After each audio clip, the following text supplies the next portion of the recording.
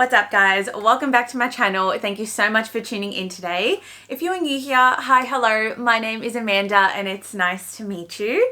Now in this video, I'm going to be talking about the infamous beauty makeup sponge, the tool that has pretty much changed the makeup game. Now, at least in my personal experience, I've always been told to just run these underwater and put it on my face, but I really wanted to go in depth today and show you guys how I personally use these, just little tips and tricks that I've learned along the way to really give you that fresh and flawless application. So if that sounds like your thing, definitely keep on watching. Now, first things first, let's start with the basic fundamentals. When your sponge is wet like this, it's not only going to absorb a lot more product from your face, but it's going to give you a more lighter and dewier makeup application and finish. When your sponge is dry like this, it's not going to absorb as much product, and personally, it's going to give you a more full coverage and matte finish. Now, I'm going to take you through my basic makeup routine and show you guys how I personally use a beauty sponge. My skin is already prepped, and starting with foundation, I'm going to go in with a damp sponge. Now, this first step is really crucial. When people say damp sponge, you are going to get your dry sponge, run it underneath water, and squeeze and squeeze and squeeze this bad boy probably like 4 or 5 times until you can see that it has doubled in size like this. Now from here, you are really going to wring this out as best as you can. And honestly, a lot of people would just stop here, which is totally fine.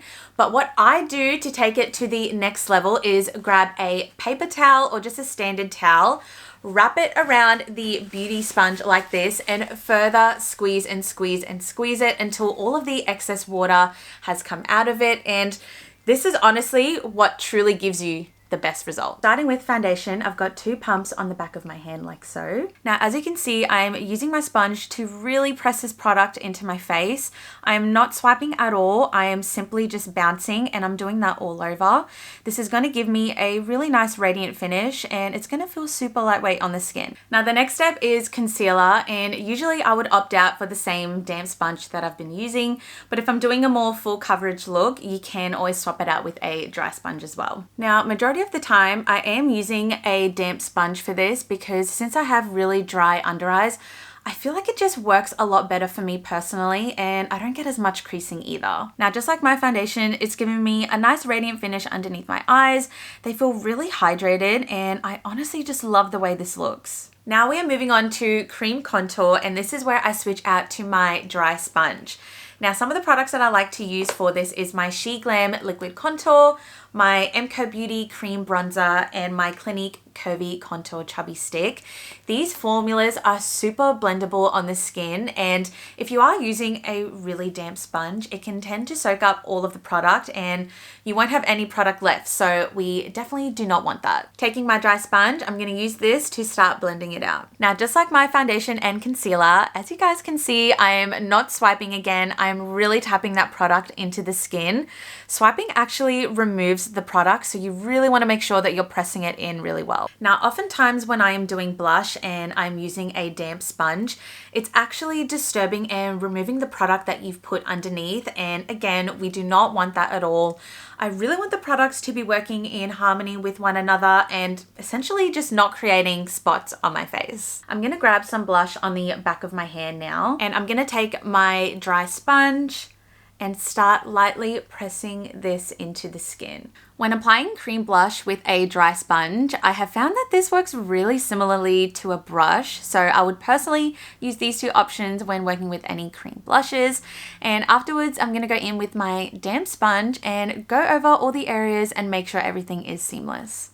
I also want to quickly mention with foundation and concealer, I am using one sponge, and then for my liquid contour and blush, I am using another.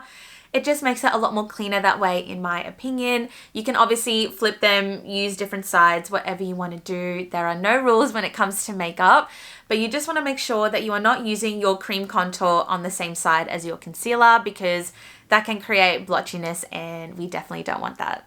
And lastly, I'm going back in with my dry sponge and setting my under eyes and any areas where I feel like I'm a little bit more oily. This works really similarly to a powder puff, so both options work really great on the skin. And then I'm going to give my face a nice little spritz. And there you have it, guys. Those are all of my tips and tricks. I hope that this was useful to you.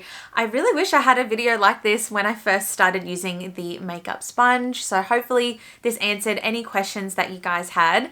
If you do need me to clarify anything, let me know in the comment section down below. But I love you guys so much. Thank you again for watching. Stay healthy, stay blessed, and I'll see you guys in my next one. Bye.